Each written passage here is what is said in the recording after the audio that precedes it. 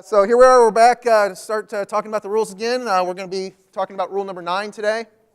An interesting combination of two rules from the old rules. We're playing the balls that lies, and then a ball at rest, lifted or moved. So very important rule here that goes over a lot of different things that can happen with the golf ball. And it's good that we get to spend one session on just this one rule.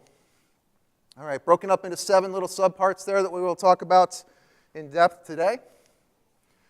Here's our purpose statement. If a player's ball comes to rest and then is moved by natural forces such as wind or water, the player must normally play it from his new spot. We'll talk about an exception that goes on with that, but this is just kind of the overall reminder that if natural forces move your ball, we're going to play it as it lies, and we're going to play the ball as it lies in general, with certain exceptions, as we will see from rule to rule. If a ball at rest is lifted or moved by anyone or any outside influence before the stroke is made, the ball must be replaced. So once your ball is at rest, something causes it to move, other than natural forces, we're going to replace that ball. Players should take care when they're at any ball at rest, and a player who causes his or her ball to move or an opponent's ball to move will normally get a penalty, except on the putting green. We'll go over all those exemptions to a penalty at that point, but just because the new rules are a little bit softer for penalties doesn't mean you can just do whatever you want around a golf ball. You still could incur some penalties, or as we now say, get a penalty.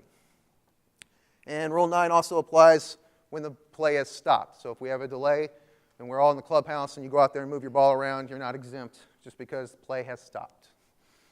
All right, some notable changes. A ball is treated as. So the word deemed has gone away. Everything is treated as. So if I say deemed, it's the same thing as saying hazard and so on and so forth. I'm going to try to get my vernacular going as well. But a ball is treated as moved if it is known or virtually certain that it did move. This is one of the bigger changes that we are now applying the concept of virtual certainty, not to just where a ball is, but whether or not the player caused it to move. Definition of moved now includes the naked eye standard. This really started gaining some steam into the rules a few years back when we had a lot of those call-in situations from viewers and determining whether or not a ball moved because of high definition zoomed in on the golf ball. We didn't want that in the rules of golf. So the naked eye standard now applies to whether or not a golf ball is moved. The player protections from getting a penalty for moving a ball is now expanded to while taking reasonable actions. We talked about this before the break about searching for a ball fairly. If you're looking for a golf ball fairly and you accidentally cause it to move, you're not going to be penalized. So things like that. So we now have some protection for the player. We're trying to be a little bit kinder for some actions that are reasonable. Directly attributable limitation is eliminated. The example with Dustin Johnson in the U.S. Open where he put his club down behind the ball and the ball kind of moved a little bit toward his club, that was directly attributable in the old rules, and that's why he got a penalty in that point. But now that is not the case moving forward. We're using the 95% virtual certainty standard. All right, so let's get into the text of the rule. Playing the ball from where it came to rest. The player's ball rests on the course must be played as it lies, except when the rules allow the player to play a ball from another place on a course or to lift the ball and replace it on the original spot. Some examples of the exceptions are a movable obstruction. The rules do not require that you play this ball as it lies. You may if you wish. Embedded ball. In the general area now, we get free relief there, with a different relief area than we were used to. And then the penalty areas. You do not have to play the ball as it lies, but the rules allow you to do something different with that golf ball. If the player's ball at rest begins to move when the player has begun the stroke of the backswing for a stroke, the player goes on to make the stroke. So again, we have to complete the stroke. The ball must not be replaced no matter what caused it to move.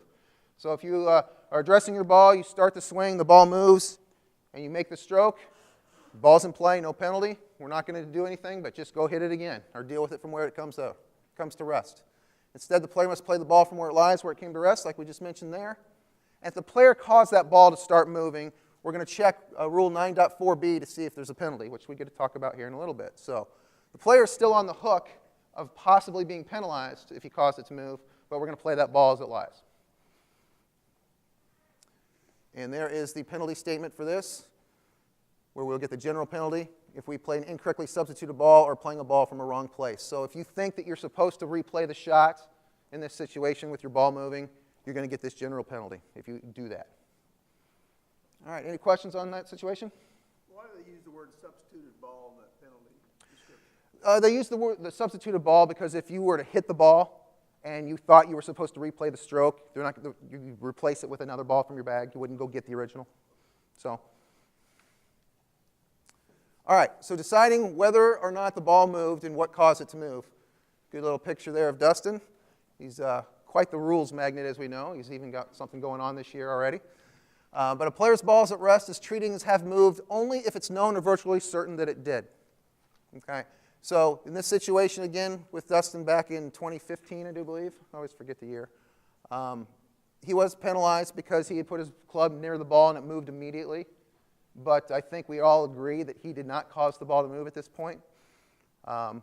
Within the 2019 rules, he would not be penalized.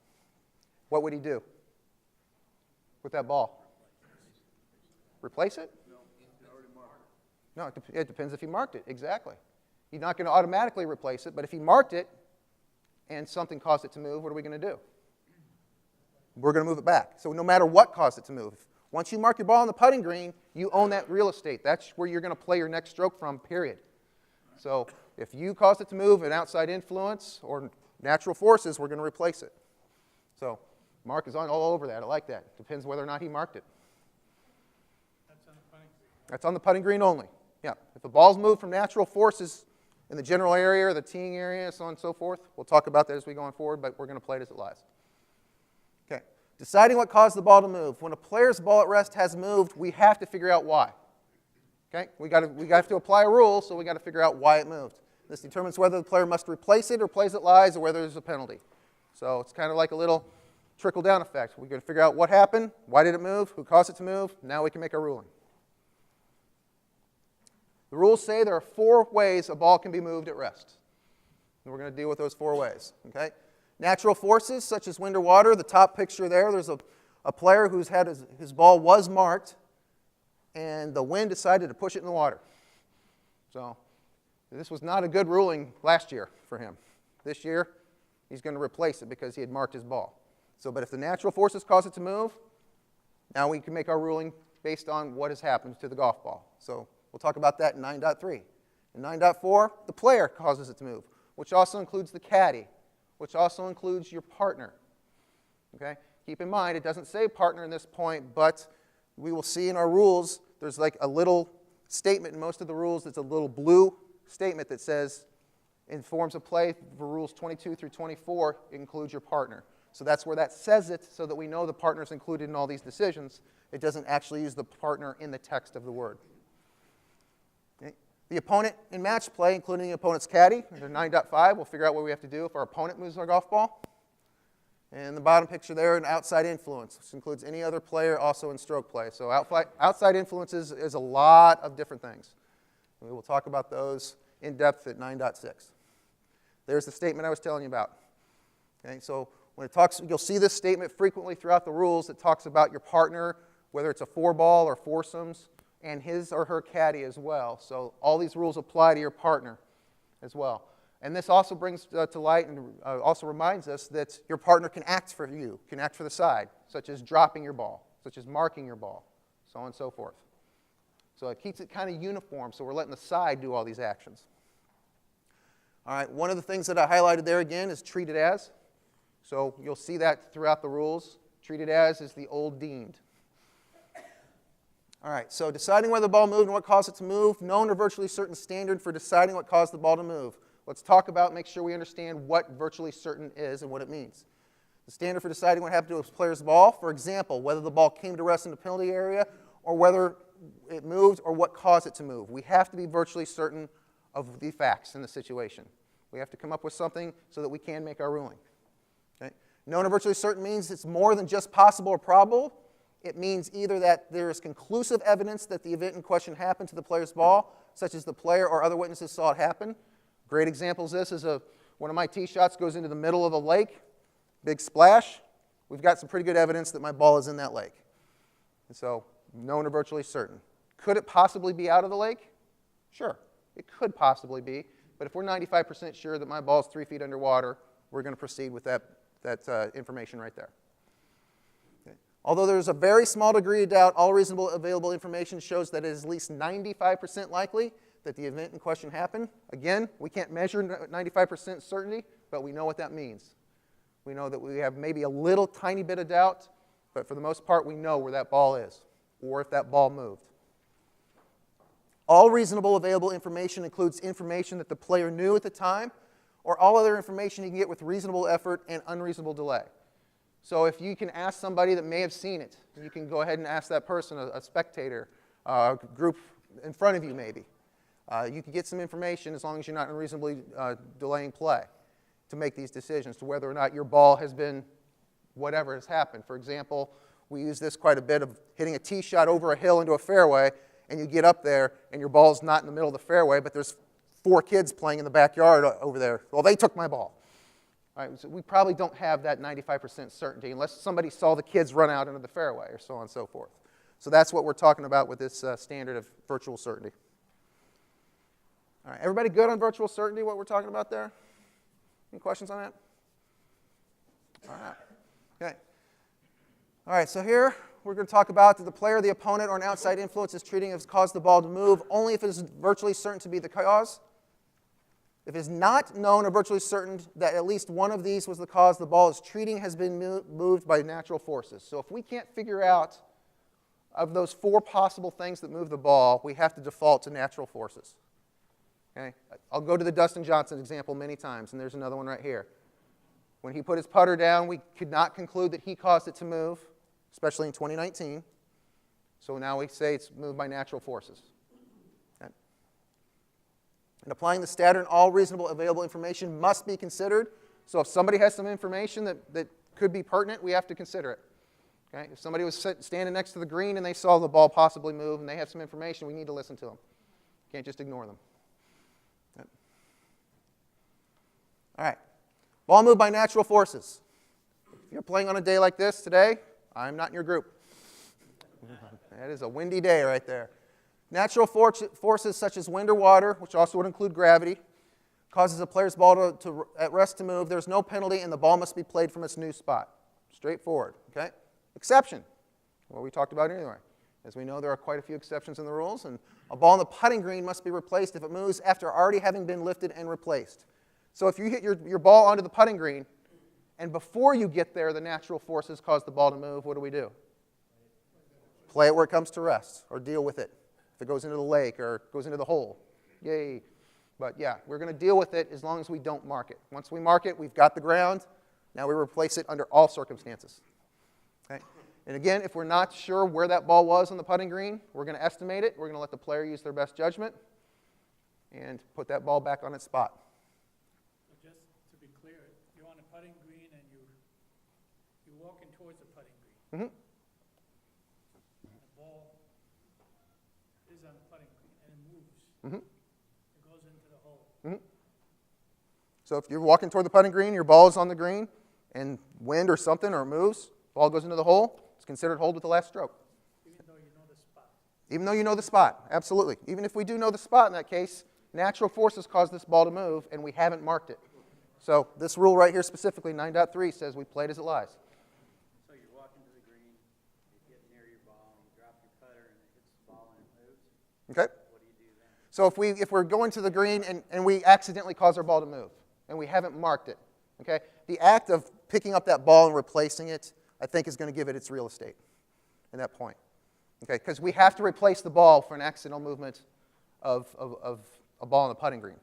So I will double check that. That's a good, even though we haven't marked it, but I think the act of actually putting your ball back into position is going to be considered marking it for purposes of this rule. So I know there's not going to be obviously a decision on that, but I'm pretty sure that's how we're going to deal with it. So, yes? The ball is moved by another ball. Mm-hmm. Is that considered another player or outside? Outside influence. Another golf ball causing your ball to move is going to be moved by an outside influence. Yep. Oops. All right, again, I think my audio is a little bit off, but this is the example of a player marking their ball on the putting green. She's done everything there. She's got her real estate, and now the ball moves forward about a foot. Okay? So she has to replace it. Okay? She can replace the ball or the ball marker. Doesn't matter. So, but she's required to replace that ball. If she does not replace the ball, what are we going to do with this situation? Wrong place, which is a general penalty. It'll be a two-stroke and stroke play, lost the whole match play. All right. We good on that one? And she needs to correct it, am I correct? Excuse me, needs to correct it. In the wrong place. It depends, if she plays from a wrong place, it depends if it's a serious breach. Okay, we have to determine if somebody plays from a wrong place, the correction of that has to be a serious breach. A great example of this is when somebody marks a ball and moves it off to the side, a club head length or something to get out of somebody's way, and they forget to move it back, okay, and they play from the wrong place, that's probably not going to be a serious breach. This example where she played it a little bit closer to the hole, I probably wouldn't call that a serious breach either, but that is a committee decision to determine whether or not it is a serious breach. Back up, if you have a ball on the green and another ball comes in and hits it, Mm-hmm. I mean, if you're that, don't you put your original back on the You will, because that's an outside influence. Yeah, and we'll get to that here very shortly, but you're right. Yep. Okay. All right, so ball lifted or moved by player. So this rule applies only when it is known or virtually certain that a player, including the player's caddy and partner, I'll keep saying that over and over again so we get that one, has lifted his or her ball at rest or caused it to move. So when lifted or moved ball must be replaced. If the player lifts his or her ball or causes it to move, the ball must be replaced on its original spot, which if not known, we're going to estimate it. So an example of that is if you're out there just walking in the fairway, not searching for your ball, and you kick it. Okay, are we penalized?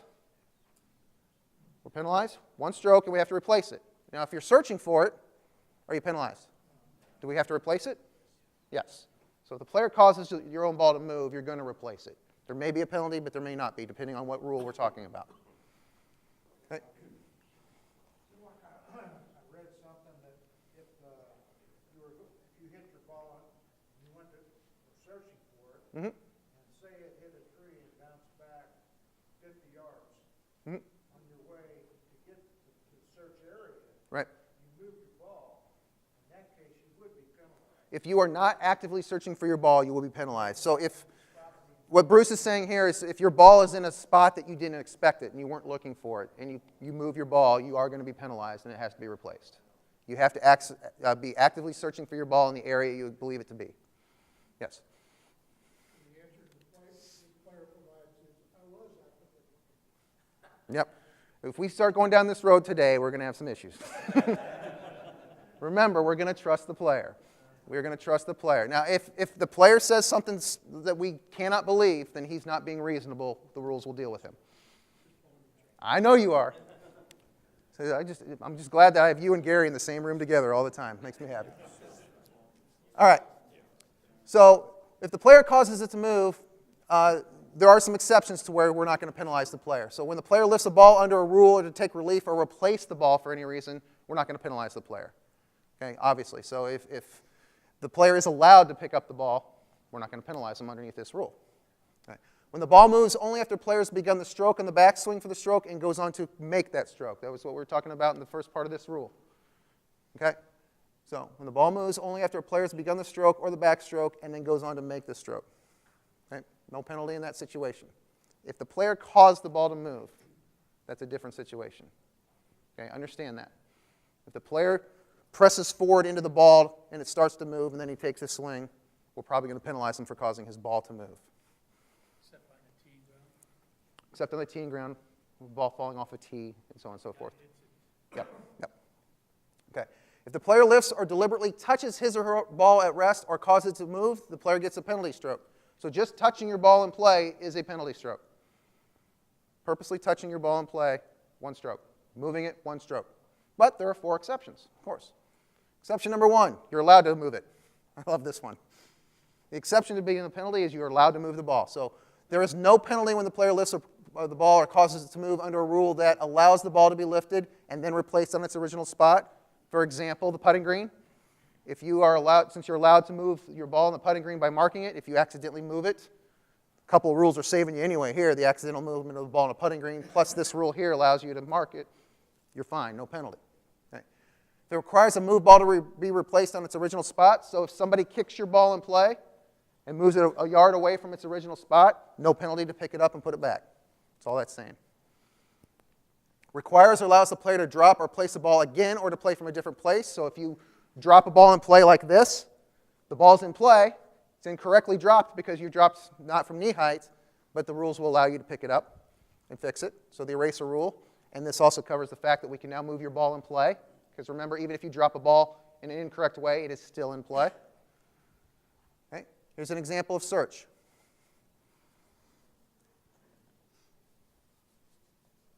So a player is taking reasonable actions looking for his golf ball. Nothing wrong with this. Kind of moving some stuff around and he kicks his ball. Reasonable actions. And he's going to replace it, and he's also going to estimate the lie. See him kind of getting it back down in there? Well, he knows the lie wasn't that great because he had to look for it. So this player has proceeded correctly. Of course, they gave me a good video of that, so we know that he's proceeding correctly. But taking reasonable actions and moving your ball during search, no penalty. Exception 2 to this rule. Okay? Accidental movement of the ball on a putting green. All the different ways that a player can move the ball on a putting green accidentally is not a penalty underneath this current rule. So as we know that. So we'll go over all the different examples that we've seen before.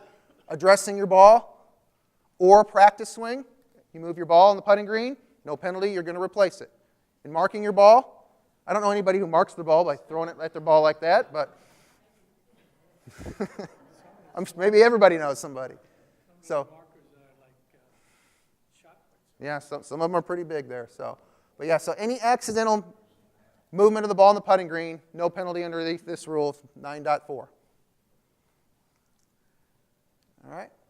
And our fourth exception is there's no penalty when the player accidentally causes the ball to move anywhere except in the putting green while taking reasonable actions to mark the spot of the ball or lift or replace the ball when allowed to do so. So if you have an embedded ball, for example, you're allowed to check to see if it's embedded or even get relief if you cause your ball to move. No penalty because the rules you're applying or going underneath a new rule. If you remove a movable obstruction and your ball moves, there's no penalty. Anywhere. Penalty area, putting green, general area, teeing area, all this stuff. Bunkers. No penalty for moving a movable obstruction and your ball moves. You will replace it. Okay. To restore worsened conditions when allowed to. When we talked about last time in 8.1d, if something happened to change the conditions affecting the stroke, if you're fixing those conditions and you cause your ball to move, no penalty. This exception right here. So, makes sense, right? If we're doing something like that around our golf ball, no penalty to do that. Take relief under a rule, including to determine whether relief is available under a rule, such as swinging at a club to see if you're going to hit some immovable obstruction, or where to take relief, such as you're measuring something. Okay, so if you cause your ball to move in that situation, no penalty. We're going to replace it. That's not a change. That's the same that it's always been. Okay. Any questions on that? Your ball's in a bunker leaning against a rake. Okay. You move the rake, the ball doesn't move. Okay. By the time you get back, when you put the rake down, you turn around, your ball's moved. Okay. Good question. All right, so if we have a ball up against a rake in a bunker, probably on a slope, it makes sense to say it that way, and you move the rake and the ball doesn't move, you go get a club and you come back and your ball is rolled down the hill. What do? Play it as it lies. Why are we playing it as it lies? Natural forces. Yeah, when in doubt, natural forces. That's a good way to look at it. Yeah, there's plenty of time between moving the obstruction and when the ball actually moved. And even if you moved the rake and it didn't move and you turned around and it moved right away, we're still going to play it as natural forces caused it to move because we're not sure that it actually caused it. Yes? It's not direct, but related question. So you remove a movable obstruction, then there's no penalty. Loose impediment, there is a penalty. In most places, yes. Why, those seem in the same category? They do seem in the same category, and I think that's a great beer discussion between you and me. I think we can go over that quite a bit, but that's a good question. Why are we not penalized for a movable obstruction, but we are penalized for a loose impediment, except in the teeing area or the putting green? My first thought is probably just going to be with the natural part of the golf course versus a man-made obstruction that's not part of the challenge of a golf course. But we'll discuss that, and we could get into a real long discussion on that. I'll buy. Uh-huh. Yeah, should you mark your ball against the rake? You should. Not required, but you should mark it. Unless you have a great idea of where that ball is. It's always a good idea to mark your ball when you're moving an obstruction in a bunker if you think it's going to move, so you can get it back into position, but not a requirement. Yep. Keep. So if there's something in the bunker that is artificial, it's a movable obstruction. If it's natural, it's loose impediment. Is that Correct. Yeah, if something in the bunker is artificial, rake, beer can, man-made ice, that's always a fun one to talk about. But yeah, those are going to be immovable obstructions, and loose impediments are going to be natural objects. Fortunately for us, both can be moved in a bunker now. So we don't have to even worry which one is which. That's the big difference, exactly. So if we move a natural object and the ball moves, we're going to be penalized, except in the putting green or the teeing area. If we move a man-made or movable obstruction and the ball moves, we are not penalized, and we're going to replace it. So if we move the loose impediment, turn our back and get a club, and the ball moves. All right, same situation as the rake, but now we're saying a loose impediment. We're going to apply the same standard. We're going to apply the same standard. If we move the loose impediment and the ball doesn't move and we turn around and it moves, we're going to say natural forces caused it to move. Yep. Bill? ball lies on a cart path, and so the player can move it, but before the player gets to the ball, his caddy runs over the ball with his cart. Okay, so we've got a ball on a cart path. Before the player can get to it, the caddy runs over the ball with the cart. Moves the ball. Okay, so what do we have here? One, we have the player is entitled to relief, okay, but he's not gone through the procedure or anything, so his ball's still in play, right? Caddy moves the ball. Are we going to have a penalty? Yes. The only way we would not have a penalty in that situation is if the caddy were looking for the ball. And so chances are he's not looking for it if it's sitting right there in a cart path. So yeah, if your caddy or your player moves a ball, even if you are entitled to free relief, you still have to get to that ball and go through the procedure. Your ball's still in play because you could play it as it lies. Okay? I mean, you have that option, and so if you do move your ball in play, you are going to be penalized. And if the player says, well, I was going to take relief. If the player says he was going to take relief, well, he's still entitled to, but he's going to replace it with a one-stroke penalty, or he can pick it up and not replace it, but he's still going to get that penalty for his caddy moving the ball. Yep. So tell his caddy to watch what he's doing. That's what I'd say. Okay, again, like I mentioned underneath this first bullet point, or this fourth bullet point, measuring. No matter what you're doing, measuring, if you move your ball, no penalty, replace it. Okay. 9.5, ball lifted or moved by opponent in match play. This rule only applies when it is known or virtually certain that the opponent, including the opponent's caddy or the side in four ball or foursomes, lifted a player's ball at rest or caused it to move. If the opponent plays the player's ball as a wrong ball, that is a different rule that we've already talked about. That's a wrong ball. 6.3c1 covers that. This rule doesn't cover a wrong ball. When lifted or moved, ball must be replaced. So if the opponent lifts or moves the player's ball at rest, the ball must be replaced on its original spot, and if it's not known as estimated, except when the opponent is conceding a stroke, hole or the match, so the opponent can just go over and pick up the ball, say, you win the hole, whatever, no problem there, ball doesn't have to be replaced, no penalty. All right. When the opponent lifts or moves the ball at the player's request because the player intends to apply a rule to take relief or replace the ball at a spot, so if I tell Bill, yeah, go grab my ball out of that penalty area for me next to that snake. He doesn't have to, but if he does, he's not penalized because I've authorized him to pick up my ball and play. Makes sense there, right? All right, so if the opponent lifts or deliberately touches the player's ball at rest or causes it to move, the opponent gets one penalty stroke. We do have some exceptions to this rule, believe it or not. First exception, the opponent is allowed to lift the player's ball. I always love that. No penalty if he can do it. So, when conceding a stroke, a hole or match, or at the player's request, like we just talked about. So, the opponent touches your ball in play, as long as one of these exceptions applies, no penalty. Exception 2 is marking or lifting a player's ball and putting green by mistake. I know Mark and I talked about this a couple weeks ago, or last week, I'm not sure. So, if the opponent goes up and marks a ball thinking it's his, but it turns out to be yours, that used to be a penalty, but is no longer a penalty. It says it right here. We have an exception. So if you are mistakenly marking your opponent's ball, you are not penalized. Okay? Same exceptions as the player when it comes to a ball moved on a putting green. So we know that the player is not going to be penalized for all these different, like practice swing or so on and so forth. So the opponent is also going to get those same liberties. Okay? 9.6. Ball lifted or moved by an outside influence. So if it is known or virtually certain that an outside influence, including another player in stroke play or another ball, again, there's the example of another ball being an outside influence, is lifted or moved a player's ball. Let's talk about an outside influence first before we really get into this. Okay, what is an outside influence? It's any of these people or things that can affect what happens to a player's ball or equipment on the golf course.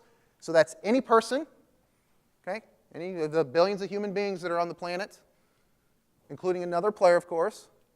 But the exceptions are, again, the outside influence, very similar to the outside agency of old rules. It's a negative definition. There's a lot of things that aren't outside influences, which are the player, his or her caddy, the player's partner, the opponent, the caddies, so on and so forth. So people that are part of a side and the caddies are not outside influences. Okay? Your opponent in match play, the other side is not an outside influence because we have rules that will cover if that happens. If the opponent's side does anything to your ball, it's covered by a different rule, not covered by the outside influence. Okay? Any animal. Okay? Not a burrowing animal, not an insect, any animal. Any natural object, artificial object, or anything else, including another ball in motion. Artificial object also includes your own equipment. Your own equipment is now considered an outside influence. Okay? We've got some different rules that apply now to your ball striking your own equipment than we did before, but the definition here of outside influence now includes your own equipment. So basically, an outside influence is pretty much everything, with a couple of small exceptions.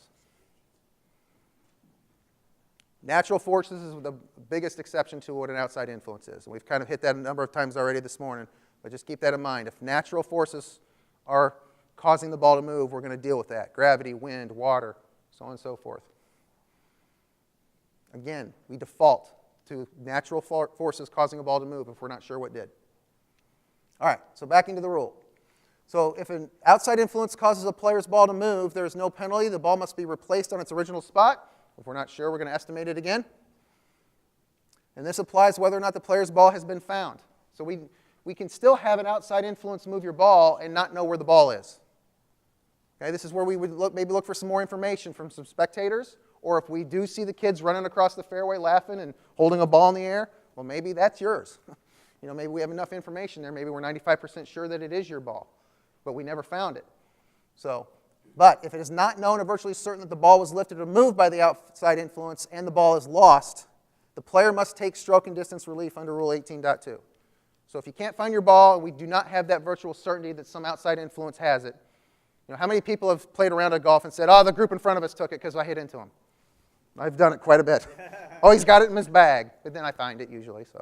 But yeah, so we have to have virtual certainty to apply an outside influence moving the ball. If the player's ball is played as a wrong ball, again, 6.3C1 covers it, not this rule. All right, we're almost through this rule already. Any other questions before we get toward the end here when we talk about 9.7? Mark? Maybe I'm wrong, but if you deliberately touch the ball in the process of addressing it, that's a penalty. It didn't used to be like when you addressed your ball. Let me look that one up because I'm not sure about that change. But deliberately is the word. Yes, if you deliberately touch your ball, there's a penalty. If on the putting green, for example, somebody touches the ball, that's a penalty. Yes, if you deliberately touch your ball, yes. If you accidentally touch it, no penalty. Yeah, so. Every time you address the ball, theoretically. Well, now you're starting to blur the line between accidental and purposely. If the player is addressing their ball, and even if they address it really close, and everybody's played with somebody who puts their ball right next to the club, and you're really nervous about it, if it's an accident, they're okay. But if that player is tapping his ball for some reason or touching it purposely, that's the difference. So, question of fact. Addressing it is not purposely moving. No, addressing it would be an accidental act. Because there's not a player out there that is intending to address their ball and touch it, I hope. If they are, now we have somebody that's probably needs to have a stern talking to. Gary? Todd, on replacing the ball that's been moved by an outside force, you don't estimate where the ball would have ended up without the outside. That's a ball in motion. Yes, so when we're talking about if an outside influence moves a ball that's at rest, this rule is covering it. But Rule 11 will talk about a ball in motion that is moved by an outside or deflected. Specifically talking about the circumstances where that it's actually happened to me. Sure. The ball came to rest in the golf cart in front. Right. The golf cart took off. Sure.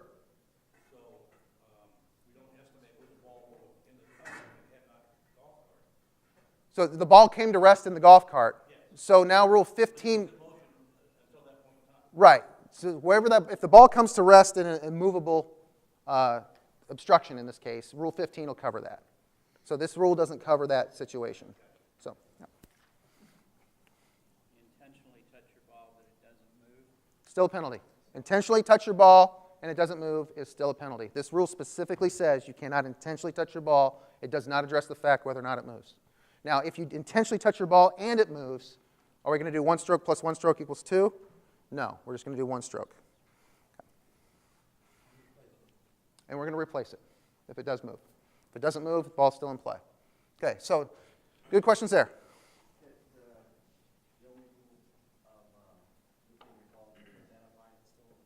I'm sorry? Yeah, the identifying your, it's a little bit different now. We talked about this a couple sessions ago. You don't have to have somebody come help you identify the ball. You can do it on your own, but you can still go through that process the way that we used to. You just don't need Big Brother watching you now. All right? 9.7, so a ball or a ball marker must be replaced if the ball marker is moved. So if your ball marker is moved, it's going to be treated basically the same as your ball moving. You don't have to replace the ball marker itself. You can put the ball back or the ball marker.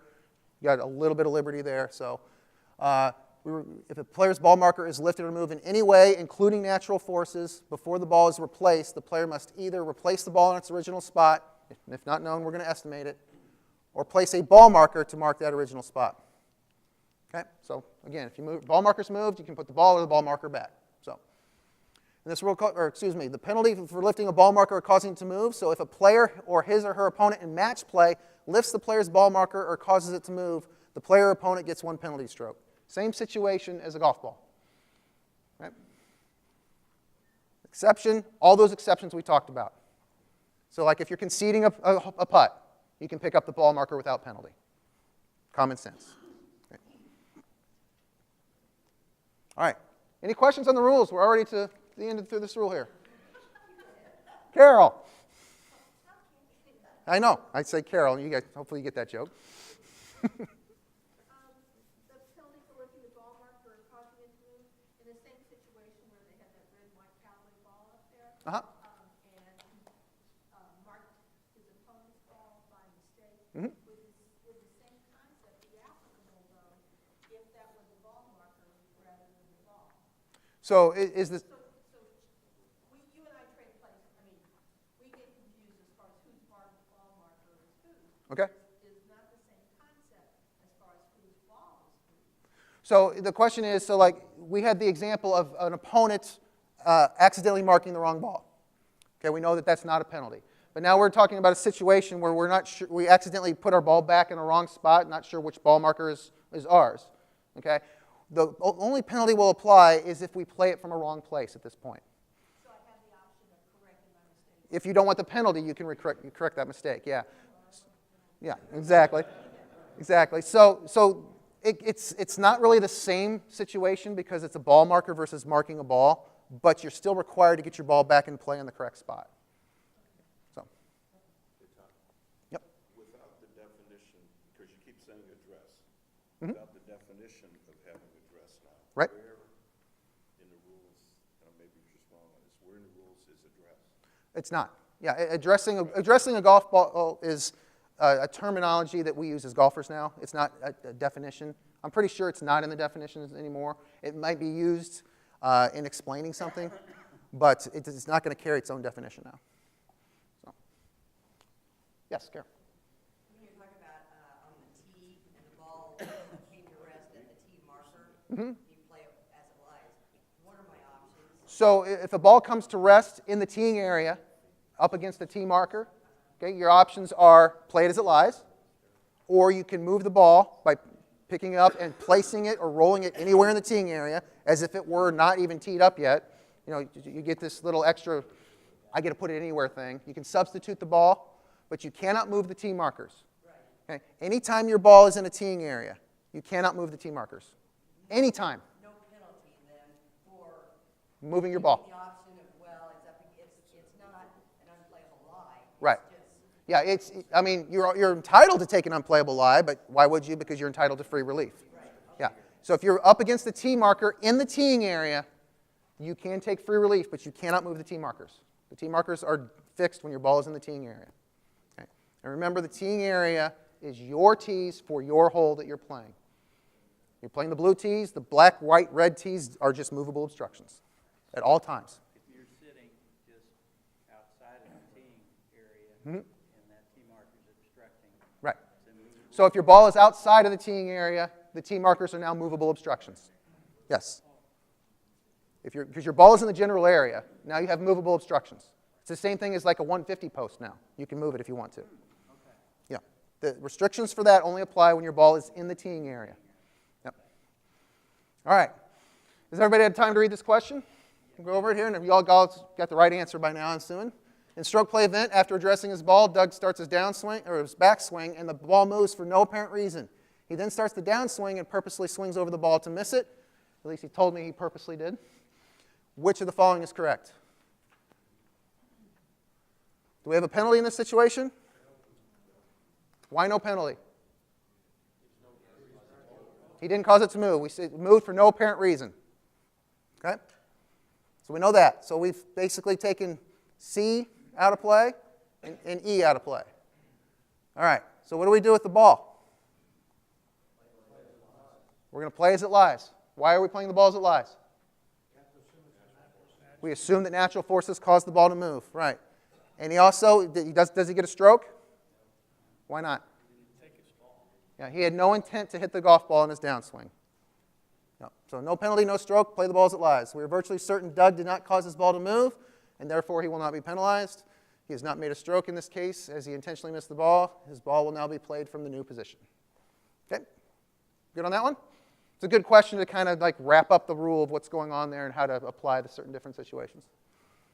All right, in stroke play event, Jackie and Bailey have hit their tee shots and began walking down the fairway. Unaware Bailey's ball has struck a tree and came to rest only 100 yards from the teeing ground.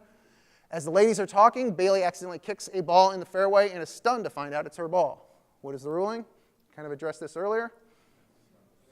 Okay, but she accidentally kicked her ball. Wasn't searching for her ball. That's right. 1 stroke penalty and the ball must be replaced since Bailey was not looking for her ball.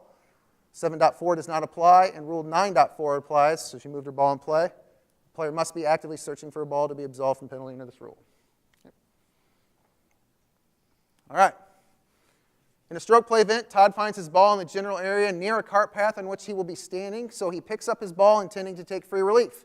He then notices his free relief will only put him in a bush, so he elects not to take free relief. Which of these, possibly multiple, are true? All right, so my ball is on a cart path. I pick it up. I'm going to take free relief, then I realize my nearest point is not good. All right, so now we got to deal with the ball in my hand. What can I do? All right, let's talk with A. Can I replace the ball in the original position with a penalty stroke? Can I do that? Yes. Why do I get a penalty stroke? Move my ball in play. Yeah. Todd may replace the ball in the original position and then take it an unplayable ball relief for 2 total penalty strokes. Can I do that? Yeah. Because I'm still going to get the 1 penalty stroke for moving my ball in play, but then my unplayable lie gets me another penalty stroke. Okay. Todd may take unplayable ball relief without replacing the ball using the original spot as his reference point for 2 total penalty strokes. Yeah, I don't have to put it back. Same situation, but I don't have to put it back, but I can take the 2 penalty strokes and move on. Okay. I can drop the ball in the bush in the relief area and play as it lies for no penalty. Can I do that? Yeah, I can. Even though I decided to take for relief and then I undecided, I can go back and do it again. That's fine. I can go drop it in the bush, no penalty. Probably my best option because I'm real good at hitting out bushes.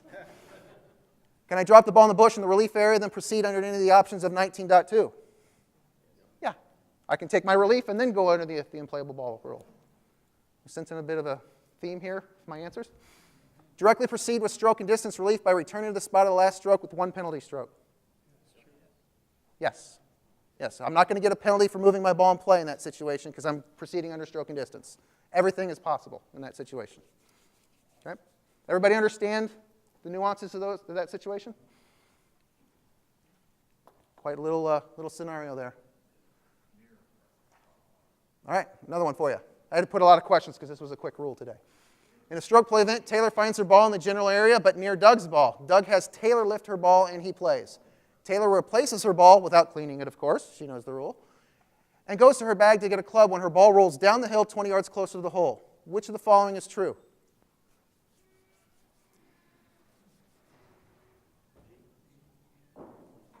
Does she have to replace this ball? No. No. Natural forces caused her ball to move. Okay? So you must play the ball through a new spot with no penalty. Okay? Even though she marked her ball and then replaced it, it moved. She wasn't on the putting green, so that exception doesn't apply of putting it back. Okay? If she wants, she can proceed under unplayable ball. Yes. No. No. Without penalty, no. You can go back and do that, and then she actually wouldn't be replacing it. She would be dropping it under the unplayable ball. Yeah. Once natural forces move your ball, it's basically an extension of the previous stroke. All right. Any other questions before we talk about the quiz? It's a pretty quick rule, but a lot of going on in there. So we already had some pretty good questions about it. Very important rule to understand. All right. True or false? A player's caddy accidentally moves the ball on the putting green. There's no penalty. True or false? That is true. If the player or the caddy or your partner moves your ball on the putting green, no penalty. All right. A player sees a ball in a tree, makes no announcement on how she will proceed if she finds her ball in the tree. She climbs the tree to identify it, which shakes the tree, and her ball falls out. There is no penalty. True or false? Do we have any falses? It's true. She's okay. She's searching for her ball. She's trying to identify it. She's reasonably trying to identify her ball. I don't know if reasonably climbing a tree is in my vocabulary, but she is still trying to identify her ball and search for it, and it caused the ball to move, so she's not penalized. What are her options now, though? Ball falls out of the tree as she's trying to climb it. She can replace it or take an unplayable without replacing it. Those are her options. Stroke and distance is one of the unplayable ball options, absolutely. Okay, as far as the other options, so we can go back to where we last played from an unplayable ball, can she proceed under the other two unplayable options of 2 club lengths or back on a line? Yes. She will use the reference point of where her ball was in the tree and then use that point on the ground, and then she can go 2 club lengths or do the back on the line relief. So, with 1 stroke penalty for the unplayable ball. Yep. I can't remember which player it was, but they ball in a palm tree, and they shook the tree. Uh-huh. That's not accidental, is it? That's No. a deliberate move of No, and so the question or the statement was a player had a ball in a tree and they shook the tree. Well, we need to know what the intent is before they start shaking the tree. If they tell me, hey, I'm going to take an unplayable live, but I'm going to see if my ball's up there and shake the tree, then they're not going to be penalized for moving their ball in play. If they just start shaking a tree without announcing anything, and we don't know that they're searching for their ball, then they've moved their ball in play. Okay, so searching for their ball is going to be kind of a weird area there, but when this example of the player actually actively going to look for her ball in there, she's searching for it. But if somebody just starts shaking trees, no, they're not going to be exempt from penalty. Why would they do it? Golfers are weird people, Bruce. That's why we sit here every Tuesday and talk about it, because golfers are weird people. So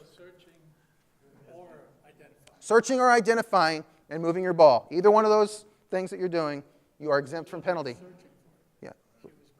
Going up to identify it in this case, yes. Yes. Okay.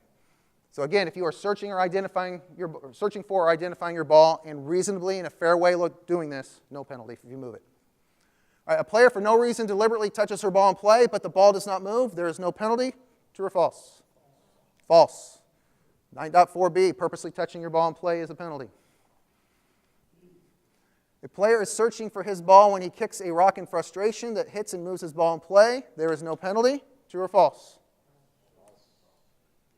False. The kicking of the rock is not a reasonable action in searching for your ball. Just because you're pissed off, the rules of golf aren't going to give you a little bit of a break there. So, a player plays a stroke in the general area and then finds out from a spectator that an outside influence moved her ball before the stroke. She must replay the stroke with the ball placed in the correct position. True or false? False. The player did not know when she made the stroke that an outside agency moved it. Now, it had the outside influence. Now, had we given that information before she makes her stroke, she has to proceed underneath the rule accordingly, that the ball was moved by an outside influence. So if the player doesn't know that the outside influence moved the ball, there's no way we can reasonably tell this player to go back and play it. I mean, it happens more than you think probably on a golf course, where something moved your ball and you didn't know about it. We can't penalize you for that. So in stroke play, Todd's balls at rest on the fringe in the general area and in a plastic bag. When the wind blows the bag and the ball inside the bag onto the green, what is the ruling? And if you noticed, I mentioned on this one, these decisions were taken straight from the old rules, and I just wanted to see if there were some changes, kind of a fun little thing to do here. So what are we going to do in this situation? The ball was moved by the bag, okay, not by the wind. The wind moved the bag moved the ball. Shin bone connected to the thigh bone, so on and so forth. So the bag is treated as moving the ball, not the wind. Therefore, an outside influence has moved a ball at rest, and it must be replaced under Rule 9.6. And since the ball was on a movable obstruction, now we can move underneath that rule. Of the ball being on a movable obstruction, what do? This hasn't changed from last set of rules. We move the movable obstruction, and then we're going to drop the ball on that spot. Same procedure there. Kind of a tricky question there, but the outside influence caused the ball to move. So what do? We got to replace it. We got to replace it. Why are you saying we would drop it? Because the ball did not have a spot on the golf course. So again, the ball was in the bag. It was not touching the golf course. So we're going to drop it. If you look at the provisions of 15.2a, then we're going to drop the ball. Now, if this bag was on the putting green, we're going to place it.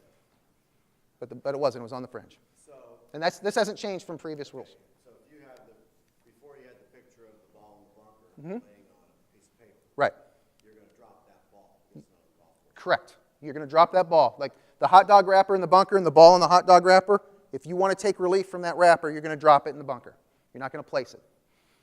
That's correct. Even though the ball's not touching the bunker, the rules actually say that it is in the bunker because it's touching an obstruction that is touching the bunker. So we have to proceed with our ball being in the bunker, but we are going to drop it in that case. Yep.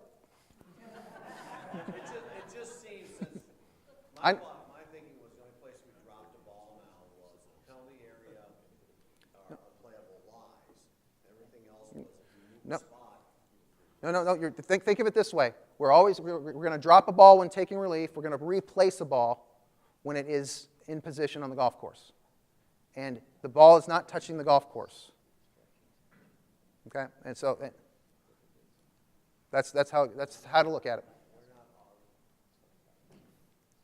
We're going to replace a ball on a spot. We're going to drop a ball in the relief area. So, Keith. If the ball in the bunker is resting on sand, Mhm. but the hot dog wrapper is partially underneath it, then it has a place on the golf course and you would actually replace it. I don't think so. I think because there's an obstruction in between there. No, I mean, the ball's sitting on You got sand in the bunker. hot dog wrapper, sand, ball. No. You've got ball, hot dog Oh, wrapper. I got it. Against it. Yeah. Against it. Yeah. So if you move the obstruction and the ball moves, you're going to replace it. Yes. Okay. I was trying to think what you were talking about there. So perfect. All right. So a bit of an interesting situation there, but again, we're talking about dropping a ball because it did not have a place on the golf course. All right, in stroke play, Doug's ball is at rest on the putting green. After marking his ball, he replaces it correctly. And a few seconds later, a gust of wind blows his ball 5 feet closer to the hole. He picks up the ball and replaces it at its original location and plays from there. What is the ruling? Doug, do everything right here? Yes. Doug has proceeded correctly. Decision 18-27 was a different ruling. Okay? But now, once the position of the ball is marked on the putting green, no matter what causes it to move, it will always be replaced under 9.3's exception. All right. Number 4, in stroke play, Taylor's ball is at rest in the general area on the fringe. She accidentally lifts, cleans, and replaces it, thinking it was on the green. What is the ruling? Is she penalized? Yes. She's penalized because she moved her ball in play. Same decision, 18-2/13, same ruling. So 1 stroke penalty for moving the ball in play. Even though this is an accident, it's still a purposeful act. Make sure that you understand that difference. It's a purposeful act. It wasn't a whoopsie. And even if it was a whoopsie, she's still getting penalized. If she accidentally kicked her ball in the fringe, she's still As long as she's not searching for it, she gets a penalty in that situation. But she can clean it, okay? And I'll go over this many times about cleaning it because there always is a little stigma about cleaning a golf ball. There's 4 times you can't clean it. This is not one of those times. If you accidentally move your ball in play, you're allowed to clean it before you put it back in play. That's no problem. In singles match, Jackie's caddy accidentally kicks and moves Bailey's ball marker on the putting green. What is the ruling? No penalty, and the ball or ball marker must be replaced. Accidental movement of the ball on the putting green. Accidental movement of the ball marker on the putting green. By the opponent, no penalty. Remember, the opponent is still protected by those rules of accidental motion on a putting green. Lifting your ball will generally be purposeful, absolutely. I can't come up with an accidental lifting of a ball.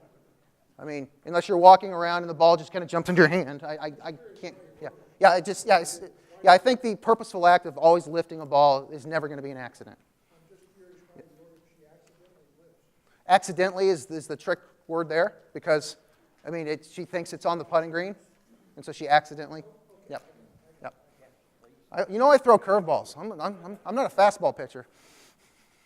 So going all the way back to one of the early photographs in today's session. Okay. Embed a ball in a penalty area. Embed a ball in a penalty area. Do you get relief? Do you get relief? Does anybody think you get relief? No. No. It's one of the exceptions for an embedded ball. If your ball is in a penalty area, no relief. Okay. Yep. Carol. When you're identifying an area, you talked at one time about a ball if it's partially in the bunker or partially in the fairway. It's in the bunker. Right. Then is the general area, since it's in the bunker, can you ground and swing your club in the general area? So if our ball is touching the general area and the bunker, our ball is in the bunker, can we touch the general area? Absolutely. Yeah, no, the restrictions would be just for the bunker. Yep, absolutely. Any other questions? Nope. Sure. I'm getting a little confused on when I'm reading this stuff about which objects you can pull and move out of your way, like the 150-yard line. Sure. What about your red stakes if your ball comes Okay. behind it or? So can we move red stakes from a penalty area if they are in our way? Yes, they are movable obstructions. Yes, you can remove red or yellow stakes. You can't move white stakes if they're in your way, if they're designating out of bounds. If it's a white stake designating ground under repair, then you can move it in that situation. You can also move an out of bounds stake if it doesn't help you. You're okay. We don't want you to do that, but you wouldn't be penalized for doing that. So, BJ. Question you had there about Doug, ball movement, downswing. Uh-huh. He swung over the top of it. Right. That's in a tee area, Uh-huh. and the ball falls off the tee and rolls out of the tee area. Uh-huh. Since the ball wasn't in play, you get to re-tee it. Yes, because there would be no stroke made. The ball isn't in place. Yeah. So on the example where Doug takes his backswing and the ball starts to move, we're moving it to the teeing area now. And he starts to move and the ball falls off the teeing area, and then he swings over the top purposely. So no stroke is made, and we can re-tee it. Yeah, and we can put it anywhere in the teeing area. The ball's not even in play. So we can do all kinds of different things there.